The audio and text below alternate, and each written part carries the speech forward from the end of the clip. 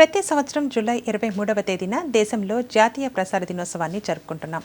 1927లో all India radio స్థాపించబడిన రోజు.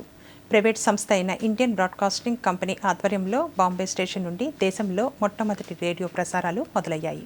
ఆ విశేషాలేంటో ఇప్పుడు చూద్దాం. మన దేశంలో రేడియో ప్రసారం అధికారికంగా ప్రారంభమైన రోజును పురస్కరించుకుని ఏటా జూలై 23న జాతీయ ప్రసార దినోత్సవంగా నిర్వహిస్తున్నారు.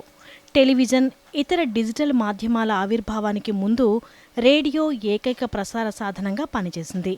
జాతీయోద్యమ సమయంలో స్వాతంత్ర్య కాంక్షను పెంపొందించడంలో, ఉద్యమాన్ని వ్యాప్తి చేయడంలో ఇది ముఖ్య పాత్ర పోషించింది. నేటికి All India radio, FM radio ప్రసారాలను ప్రజలు ఆస్వాదిస్తూనే ఉన్నారు.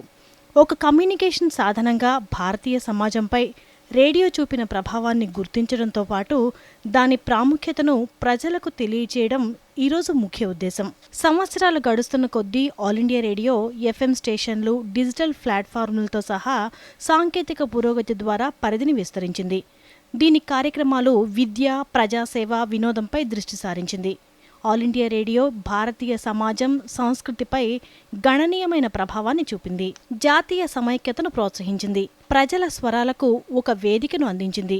బహుజన హితాయ, బహుజన సుఖాయ నినాదంతో ఆకాశవాణి ప్రజలకు సమాచారం అందిస్తూ, విద్యావంతులను చేస్తూ, వినోదాన్ని అందిస్తూ సేవలందిస్తోంది. ప్రధానమంత్రి నరేంద్ర మోదీ మన్ కీ బాత్ కార్యక్రమంతో భారతీయ రేడియో నేడు విశ్వవ్యాప్తమైంది.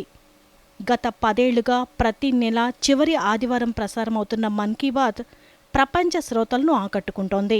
దేశ చరిత్రలో ఏ ప్రధాని కూడా రేడియో మాధ్యమం ద్వారా ప్రజల అభిప్రాయాలను తెలియజేసే కార్యక్రమం గత 10 ఏళ్ల వరకు లేదు.